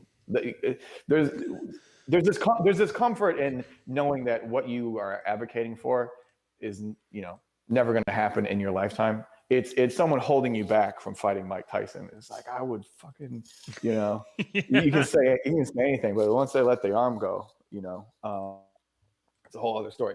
But so anyway, just even the notion that I just want to be free. I could handle it myself. Whether you're right or wrong, that's not everyone's personality type. Right. And you as opposed to mocking those people, you have to take into account that they exist. And so it's like, look, how many books did we talk about? All these books have been written, all this literature. It's not like the ideas aren't out there for people to experience. And like you say, people know what a libertarian is. They're not necessarily impressed. So it's just like you have to take those people into account in some regard. Otherwise, I'm just going to quote it again because I think it's great. That line that my friend said to me. I've seen libertarian stuff and it makes sense to me, but every time I meet one, I don't know how they put their shoes on. Like, that's where you're at. Right. I love that right. so much. I would say that every fucking time that we do one of these. I love that. And and people will get all mad about that, but Other people's perspective of you is your problem. It's not their problem. If they have a bad perception of you, it's on you to change that. This is marketing. If people don't want to buy your product, it's not their problem. You can't just get mad at them. Why are you such a fucking idiot? You won't buy my stuff. Obviously, you haven't made it appealing to them. Obviously, you haven't given them a reason to buy it. And until you do, remember the example I used before about the tribe with like 150 people, and the guy with the most power takes over and governs the tribe. And the way he governs it most effectively isn't by force. It isn't ruled by fear. I mean, ultimately there's fear there, but ultimately the most stable governor is the guy who has a healthy relationship with the people who are desiring his services, and he has services. He offers something to them. It's contractual. Libertarians talk about how everything can be built on contracts. Okay, well, a contract is I offer something to you, you offer something to me. So what are libertarians offering? You want to build everything on contracts. What are you offering to people for them to contract with you? People like to turn up their nose at this idea of a social contract. Oh, I didn't sign any contract. How do you think a society governs it? How do you think a society holds itself together? The social contract is implicit. What? Yeah, like I could never get my head around people thinking that was like the atom bomb of arguments. It's just like I understand the concept and what you say. You're born into any number of entanglements, benefit, whatever you want. You're just born into any number of circumstances that are going to shape your life. It's so totally unrealistic, to think of. For a bunch of people who talk about, oh, it's the mob. That pisses my mom off, by the way, when people call it the mafia. Like, there's like, how dare you compare the mafia? I wonder why that is. Google my last. I don't know. All right. So anyway, it's just like, call it something else. Yeah. So okay. Yeah. So we know. All right. Yeah. There's a gang that rules over us. And whatever. Yeah. Okay. So you're born in an area where there's a gang that rules, and that's what it is. Like, that's what it is. Yeah. What you think you can just, I never signed a social contract. You're way out of dealing with a gang. Like, what are you talking about? Okay. It's fucked up. Fine. It's fucked up. Now what? Exactly. It's fucked up. Now what? Yes. Libertarians' entire message is it's fucked up. Cool. Sure. It is. Okay. Now what? Well, just do it not fucked up. Okay. Well, what does that look like? Oh, and obviously there's people, Bob Murphy and Tom Woods and all, and Murray Rothbard and all these people, Hans Hermann Hoppe, they put together fantastic works describing how it could be. Mm-hmm. But there's a distance between how it is and how it could be. And how are we going to get from here to there? That's the question that libertarians haven't answered. And I would argue they can't answer it. Because libertarianism does not provide that answer. You have to go somewhere else. You have to look somewhere else for that answer. Although the books and the people that we talk about, like, I think that does serve a purpose. And it's easy to get frustrated with them, but that does bring a certain amount of people into a place where they expand their thinking, and I think that's great. And then there is that, and now what? And for me, it hit me like a ton of bricks, like for like the lockdown policies. That's when it really, really hit me. It hit me again with the boater squad or Lapdera. It's like, wait a minute. Yeah, but there's an opportunity there, and I think that's that. Hopefully, you're talking about how basically, I think what you were saying in the beginning of the show is we all stand on the shoulders of giants. Whether you're writing a book, you're using ideas from people before you. We're talking about these amazing thinkers. We're just pulling from any number of people and synthesizing these ideas, hopefully, in some regard. But like that, we're taking people's entire lives, and just putting them all together, right? But okay, so like if we look at it like, okay, we've gotten to this point, we realize how messed up everything is. We realize how things could be. There's alternatives out there. Okay, well, what are they? And more importantly, it's like, how do you sell it? Because that's the biggest part. You can ask anyone who has their own business. You will quickly find out that like whatever it is that your business is, you make hats. You don't make hats. You think that you make hats. That's not your business. Your business is sales and marketing. Mm. You make the best hats in the world. It's just like that's going to be 90% of your time. Like, I mean, just even from running my dumb business, like that's what I like. Look how beautiful this shit looks right now. Like I didn't know anything about video, you know what I mean? But I had to anything I learned about video and all that stuff. Like I learned that as a mechanism of trying to sell what I was doing, and like those are all the peripheral things that are missing from libertarianism. It was studying sales and marketing that took me beyond libertarianism. It was, which is from working with Jason Stapleton and being embedded in this world and starting to understand the psychology of how humans make decisions and how people how people exchange value to like with each other, and like the fact that when you're trying to sell something to someone, what you're trying to do is you're describing to someone a better reality, a reality in which they've purchased the thing that you're trying to sell to them. So you're not selling the thing, you're selling past it. You're selling this is what you're going to do with this thing. And that libertarians don't have that. They don't, because the ideology is just anti-state. They're taking a thing away, but they're not offering something in return. They have this criticism for the social contract, but then they say, okay, well, the society can be governed by the NAP. What do you think the NAP is? The NAP is just a social contract. You think everyone's just going to... Someone who's born... Yeah, are you going to go around with a petition to see if everyone agrees as soon as they're born to the NAP? Yeah. Right. Okay, so okay, let's run with this. So you have to have a society that's governed by the NAP. What do you need? Well, you need everyone to buy in. Apparently, there has to be a voluntary buy-in to that. So somehow people need to opt in to participating with something. There needs to be an opt-in function or feature. When do they do that? Do they opt in when they're born?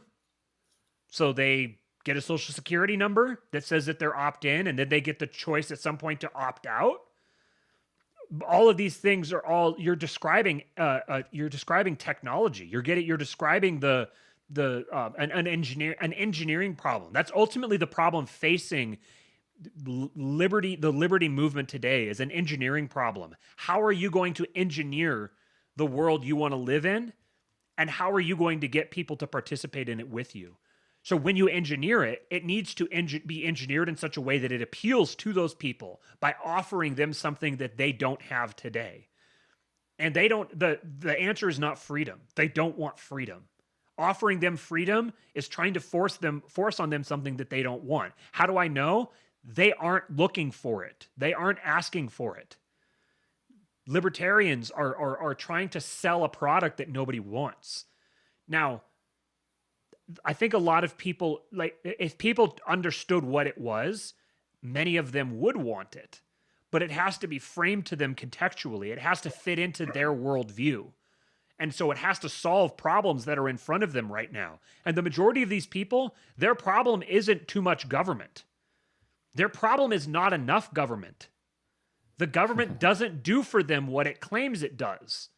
So the answer isn't to say, take it all away. They want more from it. So you have to meet them where they're at, and you have to describe to them, here's how a government would work for you. Here's how this is the way that a government would properly function. And it just so happens that the existing one, the one that's built on this existing political formula, is fundamentally fatally flawed. It will always wind up with the same thing. But you can't just try to the average person isn't going to sit and listen to a podcast like this and like kind of process. Oh, okay, yeah. Oh, right, political Katana Moscow. Oh, yeah. Okay, I see. Democracy is. Oh, yeah. Okay, yeah. No, the average person, like, nobody's going to be doing that. So you have to meet them where they're at, and you have to offer them something that they're going to buy into, and ultimately, there is a social contract that binds every society, that governs societies, and you have to figure out how to game that social contract. You have to figure out how to implant that social contract in people's minds to get them to buy in to your system that you're prescribing. So you have to build the system, and then you have to incentivize buy-in to it. And it just so happens that's where every religion ever comes from. Organized religion is just an institution that is created to get people to buy into the system and participate collectively in a society together. we're getting on towards the hour and 40 minutes. I'll go for another few minutes here. I wanted to read a little bit more here.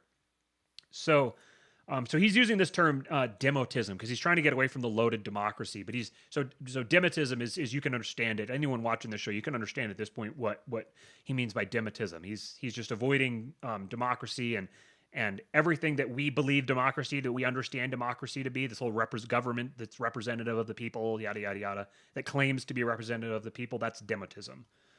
So perhaps the best way to look at demotism is to see it as the Protestant version of rule by divine right, based on the theory of vox populi, vox dei, or the voice of the people is the voice of God. If you add divine right monarchy to a religious system that is shifting from the worship of God to the worship of man, demotism is pretty much what you'd expect to precipitate in the beaker. And that's where we're at right now. We're at the death of God. We had to worship something else. Nietzsche said that with the death of God, that there's going to have to be something that takes his place. And the thing that's taken his place, due to the Enlightenment, the elevation of rationale and reason and logic, that's fundamentally a worship of the ego. It's self-worship. It's worship of man, worship of the idealized fiction of man. Demotist political formulas have varied a good bit, but the phrase that expresses demotism as well as I can think of is self-government. I frequently see this term used as if it meant something. In fact, it does not, which is perhaps the best debunking of democracy I can offer. Does self-government mean government by yourself? Certainly, self-employment means employment by yourself. Self-abuse means abuse by yourself, etc., etc. But the idea of government by yourself is inherently tautological. Unless you're possessed by a demon, you govern yourself by definition. If the term means anything in this sense, it means that there is no other form of government, i.e., no government at all. Anarchy. But clearly, this is not what people who talk of self-government mean. If we are governed at all, we are governed by others. And thus, self-government is a classic Orwellian paradox. In practice, the term seems most commonly to refer to government by persons of the same race, culture, language, or social class, or as oneself. Since I am not, in fact, a bigot, it's quite unclear why this should matter to me. Surely I can be either oppressed or treated decently by people of any race, color, or creed, whether my own or someone else's. From the perspective of its subjects, what counts is not who runs the government, but what the government does.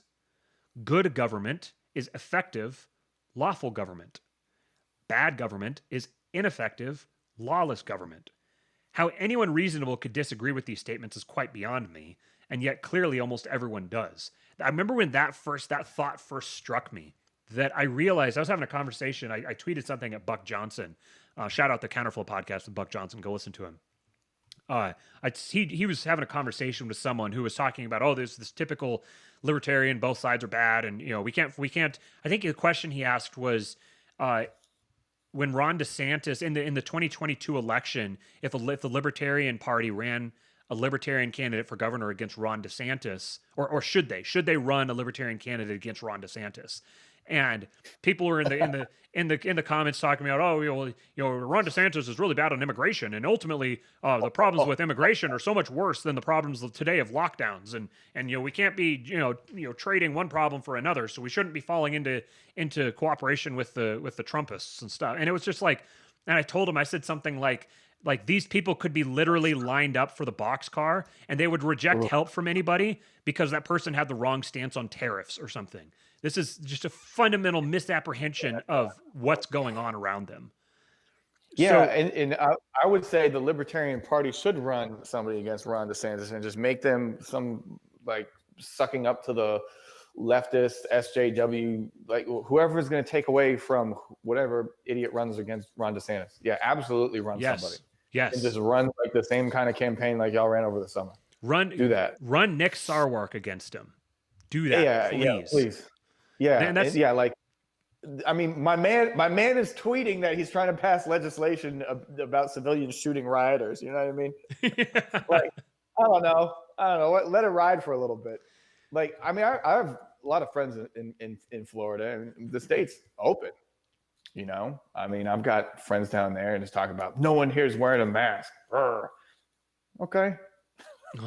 Let it ride. Compared to the rest of the country, I mean, let Florida be the point in the Overton window that pushes things closer towards not being a hellhole. Yes. Like let that happen. It's worth more than what. So you're gonna set up. I mean, because I'm guessing that you're saying you're gonna set up somebody so that they can have Ron DeSantis lose and they can turn Florida into fucking California by comparison. Because that's what's going to happen. Like that's your strategy. Like, okay. There's this like fantasy, this like unicorn fantasy that, oh, well, both sides are bad. So if we don't support either one, then the good thing will happen. Right. It's like we're going to run someone who's libertarian, who's anti-war and anti-Fed. And you think that person's going to win? Because here's the thing. You live in an actual world where there's actual things that happen and there are actual consequences. Someone is going to win this election. Deal with the world that you have right in front of you. Would it be better to have good government than bad government? Yes, it would be objectively better to have good government than bad government. But then doesn't it follow that it would be better to have bad government than to have very bad government? Wouldn't you rather have bad government versus very bad government? Well, I reject the choice. You can't. That is the only option. And if you keep choosing to reject the choice, very bad government will continue to win. So by effect, the result of your the consequences of your actions are to bring about very bad government. Because you didn't act when you had the chance. Now, for someone who says, I reject both, and I'm going to create the alternative that's even better, good on you. You do that. That's what you should do. Don't be one of these peanut gallery numbskulls sitting on the sidelines talking about how we need to get Ron DeSantis out. We can't support Ron DeSantis because he has a bad immigration policy. You have to deal with the most existential problems right in front of you. And clearly, the existential problems right in front of us are the nature of lockdowns. We can worry about immigration later on when we have something we can do to solve that. Let me continue this here. So it was a big kind of mind blown moment for me when I realized that like, if the government was good, there would be no reason to oppose it. And that feels very stupid to say, but it's true. If the government did all of the good things, then it would be very logical to support the government doing all of the good things. So then a position that's just like ipso facto, that's just by its nature says, I oppose government in all its forms, is stupid. It's irrational. Maybe it's just cynical, where you're saying, well, it's not possible for government to ever be good. But to just say I just oppose government altogether and ignore the conversation of, well, which is better, good government or bad government, is again to divorce yourself from the actual world and actual decisions that can have positive consequences. Let me continue. If we look at the entire Demotist family consisting of Anglo-American liberal democracy, Marxist-Leninism, and National Socialism, the last two are clearly disasters. There's a strange tendency in contemporary universalist thought to see National Socialism as somehow on an entirely different plane of evil than Marxist-Leninism. For example, purging neo-Nazis is routine, whereas purging neo-communists is McCarthyism. I don't understand this at all, but then again, I don't understand a lot of universalist doctrine. And reminder, he's writing this 15 years ago. This leaves us with liberal democracy. As we've seen time and time again here at UR, the word liberal is meretricious to perfection. So we need a substitute. Perhaps lawful will do. Let's define lawful democracy as any demotist government that upholds the rule of law. In other words, universalist lawful democracy is the least demotist of demotisms. Demotism light, if you will. Compared to communism and Nazism, there's much to be said for it. But this is a rather low bar. I think it's pretty clear that if you lived in 1750 and a jinn appeared to you, which is I think it's like a Muslim genie or something like that, appeared to you, explained the history of demotism in the next 250 years, and gave you the option of erasing all of it and just sticking with legitimism, you'd have to be a fairly perverse and sadistic fellow to decline the offer. It's difficult to even scrape together 10 victims of legitimist government, let alone the 10 plus that communism and Nazism racked up. Not forgetting the million or so killed in the ruthless universalist city bombings of World War II, which were certainly war crimes by the standard of anyone who can produce a river of tears for the sufferers of Guantanamo. That's the thing that you don't hear talk about. There's this rule by experts. The experts don't want to talk about any of the bad stuff that the experts have ever done. So when the universalist governed, the pure angelic liberal democracies firebombed cities in World War II, that's not a war crime. The things that the Nazis and the communists did are, well, the Nazis at least. The communists didn't have any war crimes either, is becoming increasingly the case, which kind of makes you wonder what the nature of these experts are. If the war crimes of the communists have to be whitewashed, it kind of starts to give you an idea of the direction of the ideology of the experts who govern our government. The reason it's so difficult to oppose lawful democracy is that we have so few alternatives to compare it to.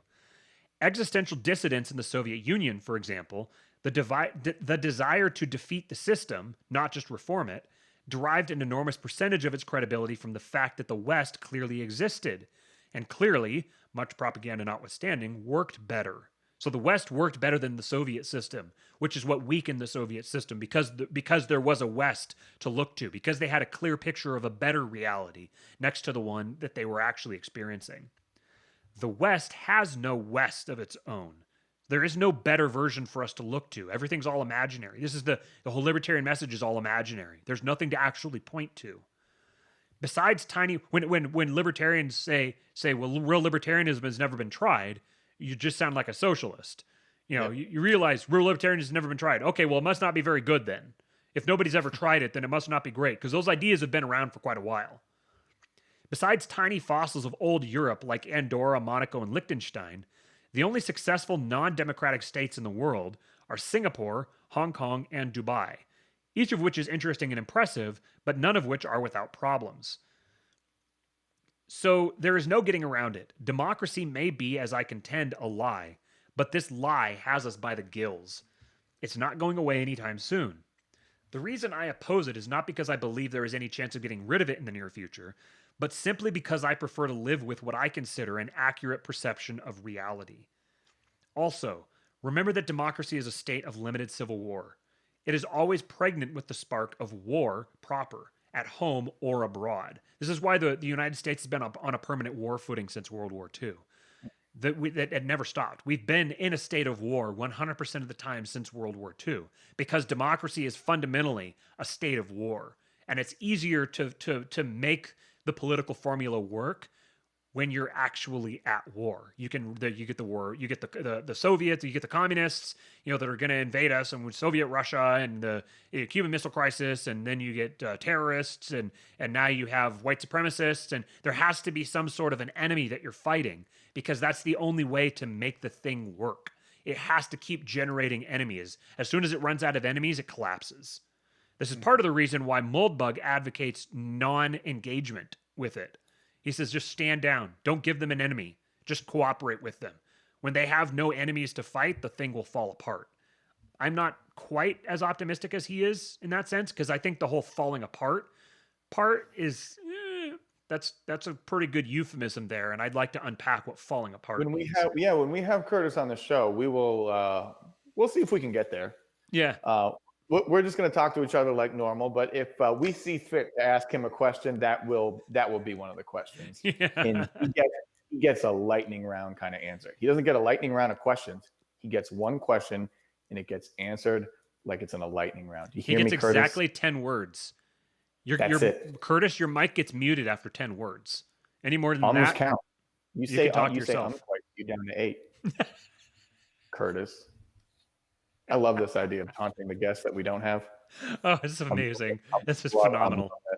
I'm loving it. Okay. It could be almost kind done. of between two ferns kind of thing too. Ooh. Yeah, they were obviously in on it, right? The one with Brad Pitt's hilarious. The Natalie Portman one. Oh, Natalie Portman one is so good. Awesome. He says like at one point he asks her, for totally straight faced Zach Galifianakis style. He says when you were preparing for the movie V for Vendetta, you shaved your head, and I just wanted to know if you also shaved your V for vagina. I don't remember that. And she has a little dog. It like rolls over and lay like a little Yorkie. It lays upside down on the ground, and he looks down at it and he's like, "I totally have a bigger dick than a dog."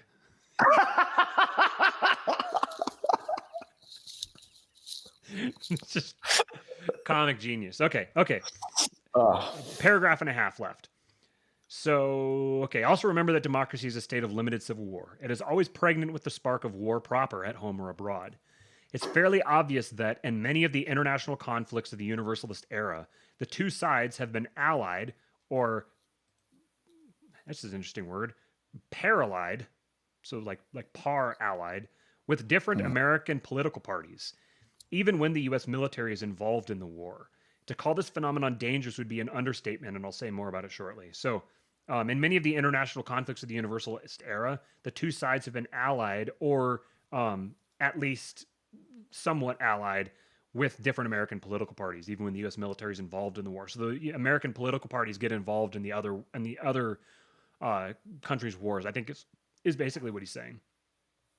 Two 20th century writers who have existentially opposed democracy are Hans Hermann Hoppe and, I cannot pronounce this name, Erich von Kenneth-Ledeen. Hoppe is a libertarian and KL was a monarchist, so neither's views are exactly the same as mine, but they're both worth reading. Hoppe is probably the more rigorous thinker. KL is a much better writer with a broader, more intuitive feel for history. If you're considering the hard and rocky road of the anti-democratic dissident, you should definitely check out their works. And that was the whole thing. We actually did make it all the way through. So yeah, this is just like one example of one of the many blog posts he's written. Just a phenomenal writer, absolutely brilliant, and his observations are incisive in my opinion. So we're up to about 2 hours here, so I got to get this cut off because we have to go to the chiropractor with the little man this afternoon. So, did you have anything else you wanted to add? Nah, man. I would just go off taunting Curtis. Probably. So let's just we don't want to give him any other reasons not to. 2 hours of just reading and listening to and interpreting. I just transition right into just telling an imaginary version of him to shut the fuck up on the show that he's not on. We tell him, we invite him on the show. We tell him that we spent an entire 2 hour episode literally just reading one of his blog posts in glowing terms, like absolutely approvingly of every single aspect of it. Right. And then he comes on the show and we're just total dicks. Just shut up. Yeah. Shut up. It's just like, well, Mike, it's like, how much time do you need? We talked about you for literally an entire episode. Like, can you just hang out and listen to us now, maybe? Right. This is a contract here. This is we're voluntarily engaging in a contract with you where we offer you our platform to talk, and in return, we expect you to let us talk. Right. Perfect. All right. This has been another just absolutely fantastic episode of King Pilled. I really enjoyed this. Do us a favor, like the show, share the show, subscribe to our channel, and I'll add one other thing to this. Give us a comment. Throw something down there. Just let us know what you thought of it. If you thought it was just the best thing you've ever heard, if you thought it was boring, if you think that we should get Curtis Yarvin on and insult him the whole time, whatever. Just fill the comments up with commentary on us. And we will be back here again on next Monday. What's that? It helps the algorithm. Exactly. Exactly. Yeah. One thing that I do is be a little behind the scenes. Sometimes when I make these posts about the show, like whether I tweet it or whether I post it on Facebook, I'll deliberately misspell something or I'll put something in there that's wrong. That's just not right. Yeah, like this morning, I tweeted something at like 10 o'clock and I said for the early morning crowd. And my goal, it didn't work. So, maybe I'm not as clever as I think I am. But my goal with it is to try to incentivize someone to correct me. I want to do something that's wrong so that someone will correct me because the engagement makes it better. Yeah, so, I stumbled upon that, by actually misspelling something or whatever in a post because you put all this effort in trying to advertise and do whatever, and then it's kind of crickets. But man, if you put like 2 periods as opposed to 1 period. This is like, oh, did you mean to put the extra? People just love, correcting. Yep. So I started doing that when I would advertise like new classes and stuff like that. I would transpose letters. Not that I don't do it enough on my own, but yeah, it's always, 7 ppm. Okay, Thank you for helping me out. Million. Yes. Yeah, and yeah, we always start late. This is just gonna. You guys have to get used to this. If I say that we're starting at 12:30, we're definitely starting at 12:47. So, so again, join us again on Monday at 12:30 Pacific. We'll be back here again to have more riveting conversation between me, Matt Erickson, the host, and him, Stephen Messina, the other host. You can follow me on Twitter at RealKingPilled. You can follow Liberal Steve at Messina Inc. And Yes. we will talk to you guys next time.